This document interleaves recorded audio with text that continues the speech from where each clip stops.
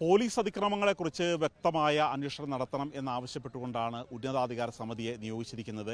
ഈ ഉന്നതാധികാര സമിതിയുടെ അധ്യക്ഷൻ സുപ്രീം കോടതിയിൽ നിന്നും വിരമിച്ച ഒരു ന്യായാധിപനായിരിക്കും.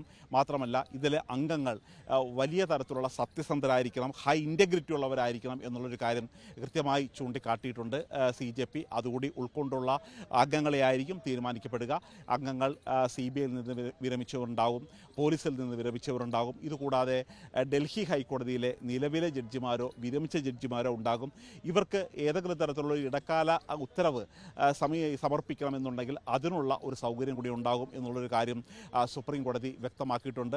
മാത്രമല്ല ഇതിൽ എടുത്തു പറയേണ്ട മറ്റൊരു കാര്യം, രാജ്യസഭാംഗം AA റഹീം സമർപ്പിച്ച ഹർജി കൂടിയാണ്. ഈ ഹർജി സമർപ്പിച്ചു കഴിഞ്ഞപ്പോൾ ഈ ഹർജിയിൽ ഉണ്ടായിരുന്നത് ഫേഷ്യൽ റെക്കഗ്നേഷൻ ടെക്നോളജി ഉപയോഗിച്ച് ജന്തർ മന്ദറിലെത്തിയ വിദ്യാർത്ഥികളും ഉൾപ്പെടെയുള്ള പലരുടെയും അവരുടെ മുഖചിത്രങ്ങൾ അവിടെ എടുത്തിരുന്നു, ക്യാമറകളിലൂടെ എടുത്തിരുന്നു.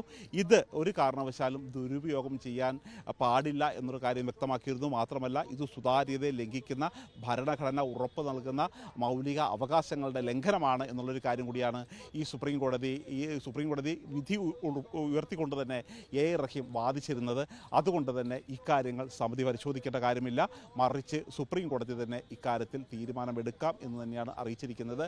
ഇതിനോട് സൗരവ് ദാസ് CJP വക്താവ് അദ്ദേഹം പറഞ്ഞിരിക്കുന്നത്, ഞങ്ങൾ കൃത്യമായ ഒരു ഏതെങ്കിലും തരത്തിലുള്ള ഒരു അഭിപ്രായ പ്രകടനം ഇപ്പോഴത്തെ സുപ്രീം കോടതി വിധി തീരുമാനത്തിൽ ഇന്ന് പറയുന്നില്ല. കാരണം അവർക്ക് പറയണമെന്നുണ്ടെങ്കിൽ ഏതൊക്കെ തരത്തിലുള്ള വ്യക്തികളാണ് ഈ സമിതിയിലുള്ളത് എന്നുള്ളൊരു കാര്യം ആലോചിക്കേണ്ടതുണ്ട്. ഈ വ്യക്തികളുടെ ഭൂതകാലം കൃത്യമായി പരിശോധന വിധേയമാക്കേണ്ടതുണ്ട്.